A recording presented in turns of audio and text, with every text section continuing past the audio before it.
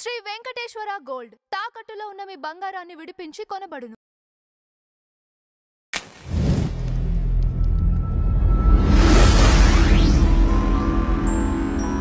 Tea media ప్రేక్షకులకు స్వాగతం. మనం ఈ రోజు నుంచి ఒక అద్భుతమైన పురాణాన్ని, వాటి యొక్క వైశిష్టాన్ని తెలుసుకునే ప్రయత్నంలో ఉంటాం. ఏదైతే అష్టాదశ పురాణాలు ఉన్నాయో ఆ అష్టాదశ పురాణాల్లో మరి బృహత్ పురాణాలుగా పేర్కొనబడిన వాటిలో మొదటిది స్కంద పురాణం. ఇది ఇంచుమించుగా 80,000కు పైచిలకు శ్లోకాలతో అతిపెద్ద పురాణ గ్రంథంగా మనకి విరాజిల్లుతుంది. తదుపరి ఏదైతే మరి పద్మపురాణం అనేది ఉందో అది ఇంచుమించు 55,000 శ్లోకాలతో మనల్ని ఆస్వాదింపజేస్తుంది. అయితే ఇక్కడ పురాణాలు అనేది అసలు మనం ఎందుకు వినాలి, ఎందుకు తెలుసుకోవాలి? ప్రతి ఒక్కరికి కూడా, అంటే పుణ్యం కోరి వచ్చేవారికి ఆ పుణ్యఫలం అనేది, అంటే ఎవరైతే ఇప్పుడు చెప్పడం అనేది నాకెలా మహద్భాగ్యమో, వినటం అనేది కూడా మీకు కూడా అంతే మహద్భాగ్యం. పురాణ పఠనము, పురాణ శ్రవణము ఈ రెండు కూడా అశ్వమేధ యాగ పుణ్యాన్ని మనకి అనుగ్రహింపజేస్తాయి అనేది శాస్త్రవచనం. అయితే ఇక్కడ మనం ఏదైతే ఇప్పుడు పురాణ సారం అనేది ఏదైతే మనం తెలుసుకుంటున్నామో, అంటే భక్తి తత్పరులు, ధర్మ మార్గ నిరతులు, హిందూ ధర్మం మీద పరిపూర్ణంగా నమ్మకం ఉన్నవాళ్ళు, మరి అసలైన ఆస్తికవాదులందరూ కూడా ఈ పురాణాల పట్ల తమ యొక్క అభిలాషని కలిగి ఉంటారు. సరే, ఇక ఎవరైతే పరిశోధకులు ఉంటారో, అంటే వాళ్ళ దగ్గర దేవుడంటే వ్యతిరేకత ఉండదు, అలాగని దేవుణ్ణి ప్రార్థించడం వెనుక ప్రతి ఒక్క శాస్త్రీయ కోణాన్ని అన్వేషిస్తూ, మరి ఆ అన్వేషణలో ఏది అసత్యమో ఏది సత్యమో మనకి ఓటంకించే వాళ్ళు మరికొందరు. అయితే వీరితో అంత ప్రమాదం అనేది ఉండదు. ఎందుకంటే శాస్త్రీయబద్ధంగా మనకి ఆ హిందూ ధర్మం వెనుక ఉన్న కథలు, పురాణాలు ఏవైతే, వాటి చరిత్ర ఏంటి, అది నిజంగా అలా జరిగే అవకాశాలు ఉన్నాయా, సో ఎంతో కొంత దాంట్లో ఒక హేతుబద్ధత అనేది కనిపిస్తూ ఉంటుంది. అయితే ఏదైతే మరి నాస్తికులు కానీ, ఒక వితండవాదాలతో కానీ, లేదా తమ పట్టిన కుందేలకి మూడే కాళ్ళని భ్రమిసే వాళ్ళు కానీ, మొండి వాళ్ళు కానీ, అంటే మొండితనం అనేది విచక్షణ రహితం నేను చెప్పేది, అలాంటి వాళ్ళు ఈ పురాణాలన్నీ పుక్కిటి పురాణాలుగా కొట్టి పారేయచ్చు. కానీ మనకి ఏదైనప్పటికీ కూడా ఎవరిని మనం విమర్శ చేయకూడదు, చేయాలనే అభిలాష కూడా కాదు. ఇక్కడ మన వంతు ఏదైనప్పటికీ కూడా మనం నిర్మాణాత్మకంగా సద్విమర్శలను స్వీకరించగలిగే సత్తా ఎవరికైతే ఉంటుందో, ధైర్యం ఎవరికైతే ఉంటుందో, వాళ్ళ కోసమే మాత్రమే మనం విమర్శ చేయొచ్చు, వాళ్ళని సరిదిద్దచ్చు. అందుకని మనకి పద్యం ఉంటుంది,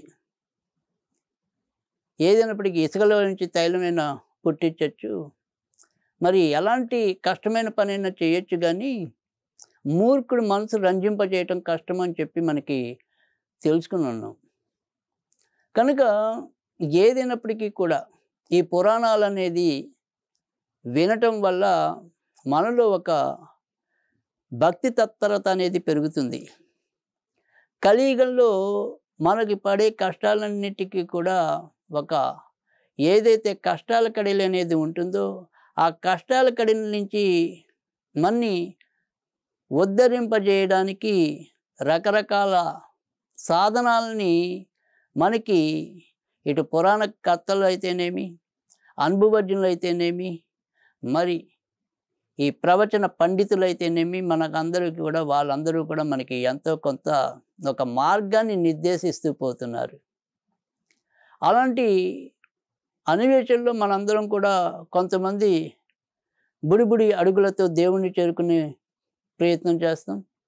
మరి కొంతమంది వాళ్ళ అడుగులు మరింత పెద్ద అడుగులయ్యేలాగా, వారి జ్ఞానం మరింత పెద్ద విస్తృతమైన జ్ఞానం అయ్యేలాగా వారి యొక్క గమ్యాన్ని మలుచుకుంటూ ఉంటారు.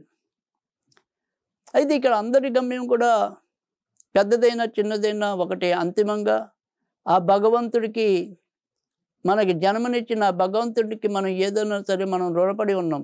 ఆయన యొక్క రుణాన్ని తీర్చుకోవాలి. ఆ రుణాలు ఎలా తీర్చుకోవాలి అనేది ఏదైనా ఉంటే అది పురాణాల ద్వారా, మరి దైవిక గ్రంథాల ద్వారానే మనకి అవగతం అవుతుంది. అలాంటి ఒక పురాణాల్లో చాలా అద్భుతమైనది పద్మపురాణం. ఇవాళ మనం ఏవైతే లౌకికంగా ఆచరించే విషయాలు, ఏకాదశులు కావచ్చు, మరి అతి త్వరలో మనందరం చేసుకోబోతున్న కార్తీక మాస విధానాలు కావచ్చు, తర్వాత మరి దీపావళి పర్వదినాన్ని మనం ఆచరిస్తున్న, లేదా లక్ష్మీ ఆవిర్భావం, ధన్వంతరి ఆవిర్భావం, ఇలాంటివన్నీ కూడా మనకి ఇటు స్కంద పురాణ అంతర్గతంగా వచ్చేవి కొన్ని అయితే, పద్మపురాణ అంతర్గతంగా వచ్చేవి మరికొన్ని. అందుకని అన్ని రకాల యొక్క పురాణాల సారం చాలా వరకు మనకి 2 పురాణాల్లోనే బోధపడిపోతాయి. ఎందుకంటే శివపురాణంలో చెప్పిన విషయాలు, మరి కాశీఖండ మహత్యం, ఇలాంటివన్నీ కూడా మనం స్కంద పురాణంలో చూస్తాం. మరి ఈ కార్తీక పురాణ విశేషాలు, తర్వాత ఇటు వివిధ పూజా కార్యక్రమాలన్నీ ఏవైతే ఉంటాయో అవన్నీ కూడా ఇంచుమించుగా మనకి ఈ పద్మపురాణంలో కూడా వస్తాయి. కనుక అన్ని యొక్క పురాణాల యొక్క సారాన్ని పుణికిపుచ్చుకున్న పురాణాల్లో పద్మపురాణం అనేది ఒకటి. ముఖ్యంగా పద్మ అంటేనే మనకి అర్థమవుతుంది కదా. పద్మ లేదా పద్మావతి అంటే లక్ష్మీదేవి, లేదా పద్మం అంటే మనకి తెలుసు పుష్పం అని. ఆ పుష్పదాత్రి ఎవరు? లక్ష్మీదేవి. అందుకని ఈ పద్మపురాణాన్ని, మరి ఆ పద్మావతి దేవి ఎవరి హృదయంలో నిత్యం కొలువై ఉంటుంది? విష్ణుమూర్తి. కనుక ఆ విష్ణు యొక్క హృదయాన్ని అలంకరించిన దేవత లక్ష్మీదేవి. కనుక ఈ యొక్క పద్మపురాణం కూడా మరి విష్ణు యొక్క హృదయంగా చెప్పటం అనేది కూడా జరిగింది. అందుకని మనం మరి లక్ష్మీనారాయణుల సేవల్లో మనం అందరం కూడా పరవశిస్తూ ఉంటాం కదా. అందుకని మరి ఏదైనప్పటికీ కూడా మనందరం ఈ పద్మపురాణాన్ని తెలుసుకోవాలి. ఈ పద్మపురాణాన్ని మనందరం కూడా అందులో ఉన్న సారాన్ని అవగతం చేసుకోవాలి. లక్ష్మీ చీర సముద్ర రాజతనయ శ్రీరంగధామేశ్వరి దాసీభూత సమస్త దేవవనిత లోకైక దీపాంకురి. మనం లక్ష్మీదేవి అందరం కూడా మన ఇంట్లో స్థిర నివాసం. లక్ష్మీదేవి అంటే మనం రూపం కన్నా కూడా ఆమె ఇచ్చే ధనం వనకే మన యొక్క చూపులు పరుగులు తీస్తాయి. లక్ష్మి వచ్చిందంటే లక్ష్మీదేవి కాదు, మన ఇంటికి సంపదలే పరిగెత్తుకొచ్చినంత ఆనందం మనం అనుభవిస్తూ ఉంటాం. అలాంటి లక్ష్మీదేవి ఏ రకంగా ఆవిర్భవించింది అనేది ముఖ్యంగా ఏదైతే ఈ పద్మపురాణంలోనే మనకి ఇటు స్కంద పురాణంలోను, ఇప్పుడు ఈ పద్మపురాణంలో కూడా మొదట దేవదానవుల మధ్య అమృత అంటే క్షీరసాగర మదనం అనేది ఏదైతే ఉంటుందో, ఆ క్షీరసాగర మదనం వల్ల ఏ ఏ శక్తులు ఉద్భవించాయో మనందరికీ తెలుసు. మళ్ళీ మరొకసారి కనుక మనం చూసుకున్నట్టయితే కనుక, తెలుసుకున్నట్టయితే కనుక, ఎవరైతే మరి దేవదానవులు ఇద్దరూ కూడా వారి వారి యొక్క సంపదలు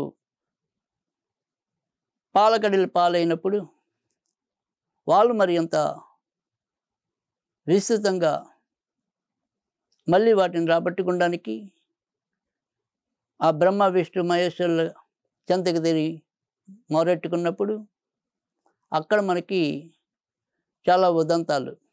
అంటే వాళ్ళు మొదట వినాయకుడిని పూజించకుండా తప్పిదం చేస్తే, ఆ తప్పిదం పూర్వకంగా ఈ యొక్క క్షీరసాగర మదనం, ఏదైతే ఈ క్షీరసాగర మదనానికి మందర పర్వతాన్ని వాళ్ళు కవ్వంగాను, తర్వాత వాసుకి సర్పాన్ని త్రాడుగాను చేసి, విష్ణు మరి దానికి అండగా ఆ పర్వతం అటు ఇటు జరగకుండా ఒక సపోర్ట్ మద్దతుగా ఆ విష్ణుమూర్తి ఉండటం. మరి వీళ్ళందరూ కూడా ఈ రకమైన కార్యాచరణకి పూనుకున్నప్పుడు వినాయకుడిని విస్మరించడం వల్ల వారు రాపిడికి ఏదైతే మదించుతూ ఉండగా మొదట అమృతం కాకుండా గరళం ఉద్భవిస్తుంది. అప్పుడు ఆ గరళం ప్రభావంతో మరి బ్రహ్మ విష్ణు తర్వాత ఇంకా అనేక మంది దేవతలు, అనేక రకాలైన జీవులందరూ కూడా ఆ యొక్క గరళ జ్వాలకు భస్మీపటం అవటం అనేది జరుగుతుంది. అలాంటి నేపథ్యంలో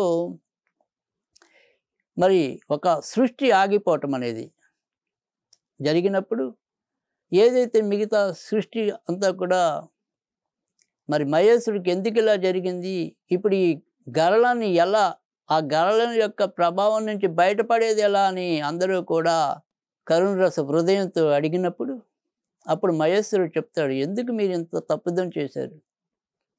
అన్ని రకాల విఘ్నాలని హరించగలిగే ఆ వినాయకుడిని మీరు ప్రణెల్లకుండా ఎందుకు ఈ రకమైన పూజాది ఇలాంటి అతిపెద్ద కార్యక్రమాన్ని, క్షీరసాగర మదనం అంటే అది మీ సామాన్య విషయం కాదు, అలాంటి దాన్ని మీ భుజస్కంధాల మీద ఎందుకు వేసుకున్నారని చెప్పి ఆయన ప్రశ్నిస్తాడు. అని మళ్ళీ ఆయనే అంటాడు, ఎవడైనా సరే సమస్త జగత్తు కూడా ఎక్కడో అక్కడ ఒక మాయోపాసం చేత ఇలాంటి తప్పిదాలు చేస్తూ ఉంటారు. ఇప్పుడు మీరు చేసిన ఈ తప్పిదం వల్ల ఇటువంటి శిక్ష మీకు పడింది. అందుకని మీరందరూ కూడా ఆ గరళ ప్రభావం వల్ల భస్మీపట్నం అయ్యారు. విష్ణువు సైతం నీలంగా మారిపోయాడు. బ్రహ్మ సైతం దీనికి ఆహుతి అయ్యాడు. ఇక్కడ మళ్ళీ మనం సృష్టి చేయవలసిన అవసరం ఉంది. ఆ గరళాన్ని నేను మింగుతానని చెప్పి అప్పుడు గరళాన్ని శివుడు సేవించడం అనేది కూడా జరుగుతుంది. తర్వాత మరి అందరికీ కూడా వినాయకుడిని పూజించడానికి వినాయకుడిని పూజించవలసిన అవసరాన్ని సాక్షాత్తు ఆ పరమశివుడు తెలియజేయటం అనేది కూడా జరుగుతుంది. అయితే ఇక్కడ మనం ఏదైనప్పటికీ కూడా ఈ పురాణాలన్నింటినీ వ్యాస భగవానుడు రచించాడని కూడా మనకి తెలుసు. మరి ఈ పురాణాల్లో ఎక్కువ శాతం అన్నీ కూడా మరి సూతుడి ద్వారా మనం తెలుసుకుంటున్నామని కూడా మనకి తెలుసు. అయితే ఇప్పుడు ఈ రకంగా మరి ఈ పురాణాన్ని వ్యాసుల వారు మన ముందు ఉంచుతారు. ఇక్కడ మరి ఈ యొక్క పురాణం ఈ క్షీరసాగర మదనంతో ప్రారంభమవుతుంది. తర్వాత అసలు వ్యాస జననం ఏంటి, ఇలాంటి ఒక్కొక్కటి కూడా మనం తెలుసుకుంటంతో పాటు ప్రతిరోజు కూడా అంటే మనకి లౌకికంగా అవసరమైనటువంటి విషయాలన్నీ కూడా ఆ రకమైన చింతని మనకి కలిగించేది కూడా ఈ యొక్క పద్మపురాణమే. మనం ఇలాంటి విశేషాలన్నీ కూడా ఈ పురాణంలో వింటాం. ఇప్పుడు ఏదైతే ఇప్పుడు క్షీరసాగర మదనం వృత్తాంతం విన్నాం, తర్వాత మరి గరళాన్ని ఆ శివుడు సేవించడం అనేది కూడా తెలుసుకున్నాం. కానీ తర్వాత కనుక చూసినట్టయితే తర్వాత మరి ఏదైతే ఈ యొక్క క్షీరసాగర మదనం మళ్ళీ తిరిగి శివుడి ఆనతి మేరకు వినాయకుడిని పూజించి మళ్ళీ వారి యొక్క ప్రయత్నాన్ని మళ్ళీ మొదలెట్టడం అనేది, అంటే ఒక సృష్టి నుంచి మరొక సృష్టి మళ్ళీ జరిగి మళ్ళీ తిరిగి అందరూ కూడా బ్రహ్మ విష్ణువు వీళ్ళందరూ కూడా మళ్ళీ ప్రాణం పోసుకుంటారు ఆ గరళం నుంచి బయటపడి. మళ్ళీ తదనంతరం అదే రకంగా ఈ క్షీరసాగర మదనం అనేది కూడా మళ్ళీ ప్రారంభమవుతుంది. కనుక ఇక్కడ మనం గమనించాల్సింది ఏంటి అంటే కనుక మనందరం కూడా మానవులం. దేవతలకే ఒక్కోసారి మాయలో పడి తప్పులు చేయటం తప్పలే, మరి మనం ఎంత. కాకపోతే ఎప్పుడైనా సరే మనం గుర్తించుకోవాల్సింది ఏంటంటే ఏదైనా సరే తప్పులు పెంచుకుంటూ వెళ్ళిపోవటం కాదు. ఒక తప్పుకు మనం చేసినప్పుడు ఒక్కోసారి మన ప్రమేయం లేకుండా కూడా జరిగినప్పుడు తప్పకుండా మనం పశ్చాత్తాపపడటం అనేది అవసరం. అలాంటి పశ్చాత్తాపం శివుడి ద్వారా వాళ్ళు పొందారు కాబట్టి మరి మళ్ళీ ఈ క్షీరసాగర మథనం అనేది జరిగింది. ఈ క్షీరసాగర మథనంలో మరి దైత్యులందరూ ఒకవైపు, అంటే దానవులందరూ ఒకవైపు, దేవతలందరూ ఒకవైపు దాన్ని మదించటం అనేది జరిగితే ఆ మదనంలో మనకి కామధేనువు బయటపడుతుంది, కల్ప వృక్షం బయటపడుతుంది, మామిడి చెట్టు బయటపడుతుంది, చింతామణి అనే ఒక అద్భుతమైన మణి కూడా బయలుపడుతుంది. ఉచ్ఛశ్రవం అని చెప్పి మరి అశ్వాల్లోనే ఉత్తమ అశ్వం కూడా బయటపడుతుంది, ఐరావతం కూడా బయటపడుతుంది. ఇలా ఒక్కొక్కటి బయటపడుతూ ఉండగా మరి ఈరోజు మనం ఏదైతే దీపావళి రోజు లక్ష్మీదేవిని పూజిస్తున్నామంటే కనుక ఆ లక్ష్మి ఆవిర్భవించింది కూడా ఈరోజే. అంటే వీరి యొక్క క్షీరసాగర మథనం ఉన్న సందర్భంలోనే సముద్ర కన్యకై ఆవిడ కూడా ఉద్భవిస్తుంది. ఆవిడ అందాన్ని చూసి ఇటు దానవులు అటు మరి దేవతలు అందరూ కూడా మనసు పారేసుకుంటారు. అబ్బా, ఈ యొక్క లావణ్యవతి ఎవరి ఇంటిని అలంకరిస్తుందో కదా, ఎవరి గృహాన్ని అలంకరించి వారికి శాశ్వత ఆనందాన్ని ఇస్తుందో కదా అనుకునే లోపే ఆమె చేతిలో ఒక పద్మహారాన్ని విష్ణువు మెడలో వేస్తే విష్ణువు ఆనందంగా లక్ష్మీదేవిని తన ఎడం భాగంలో చేర్చుకోవటం అనేది కూడా జరుగుతుంది. ఆ రకంగా మరి మనకి ఇదే రకంగా ఈ యొక్క ఆశ్వీజ మాసంలోనే అటువంటి సమయం ఉత్పన్నమవటం, అందుకే మనం దీపావళి రోజు అమ్మవారిని కూడా ప్రార్థించుకోవటం జరుగుతుంది. ఏదైతే మనం నిజానికి ధనత్రయోదశి లేదా మనందరం కూడా ఇప్పుడు ధన్వంతరి జయంతి అనేది చేసుకుంటున్నాము. మరి దానికి కూడా అంటే ఇక్కడ నిజానికి క్షీరసాగర మథనం జరుగుతున్న సమయంలో లక్ష్మీదేవితో పాటు అంటే లక్ష్మీదేవి అంటే ఇప్పుడు మనం అనేక రకాలైన చూసి ఉన్నాం, ఉద్భవించినవన్నీ తెలుసుకుంటున్నాం కదా. అదే రీతిలో ఇక్కడ ధన్వంతరి మరి విష్ణు స్వరూపుడే, విష్ణు అంశే. ఆయన ఒక హస్తంతో అమృత కలశ హస్తాయ అని మనం ఆయన కీర్తిస్తాం కదా. అందుకని అటువంటి అమృత హస్తాలతో అమృత భాండాన్ని తీసుకొస్తాడు. అలా తీసుకొస్తూనే వీళ్ళందరికీ కూడా అగుపిస్తాడు. అది అంటే ఒక రకంగా చెప్పాలి అంటే కనుక ఇప్పుడు ఏదైతే మనకి ధనత్రయోదశి అనేది మనం చేసుకుంటున్నామో, కానీ నిజానికి అది ధనత్రయోదశి అనేది శాస్త్రంలో అంటే ఈ ధనత్రయోదశి అనేది మనకి లేకపోయినప్పటికీ కూడా క్రమంగా మనం చేసుకునే పూజాది కార్యక్రమాలు అంటే ఈ యొక్క సంప్రదాయాల్లో అది కూడా ఒక భాగం అయిపోయింది ధనత్రయోదశి అని.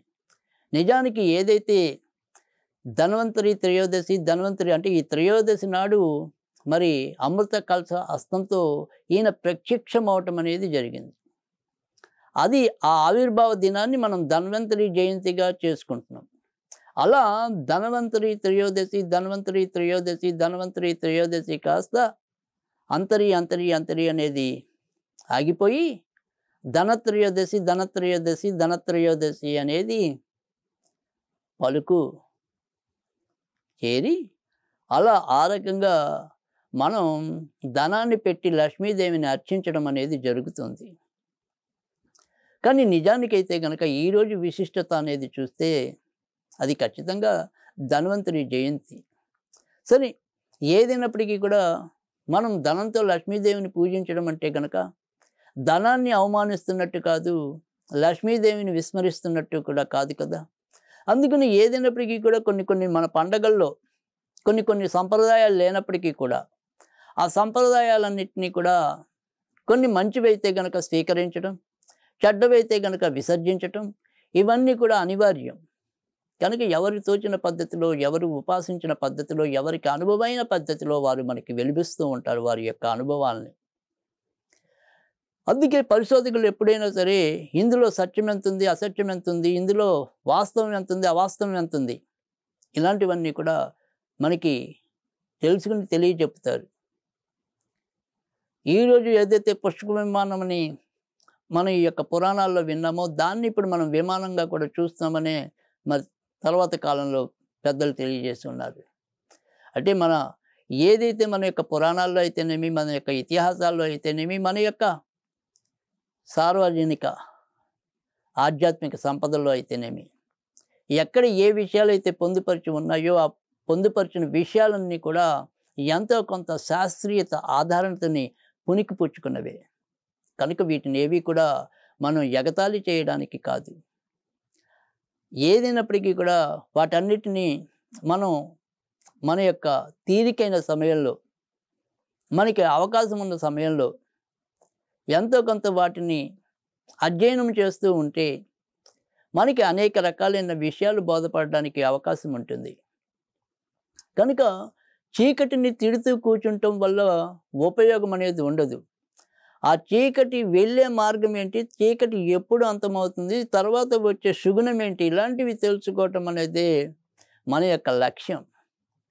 తిట్టేవాడు తిడుతూ ఉంటాడే తప్ప వాడికి ఉపయోగం అనేది ఉండదు.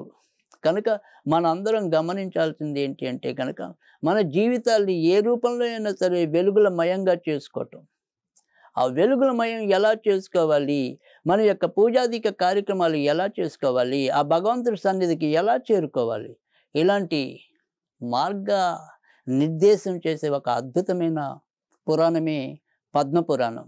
ఈ పద్మపురాణాన్ని మరి మీరందరూ కూడా ఎంతో కొంత ప్రతిరోజు మనసు చేసుకొని మరి కాలాన్ని ఎంతో కొంత దీనికోసం వెచ్చించి 4 పలుకులు మీరు వినడానికి, 4 పలుకులు నేను చెప్పడానికి ఆ యొక్క దేవత మూర్తి అనుగ్రహిస్తే అటు వినేవాళ్ళకి చెప్పేవారికి ఇద్దరికీ కూడా పుణ్యమే అని చెప్పి మన పెద్దలు సెలవిచ్చారు. కనుక ఆ రకంగా మనం తప్పకుండా ఈ పద్మపురాణంలో మరింత తెలుసుకుందాం, మరింత ముందుకెళ్దాం.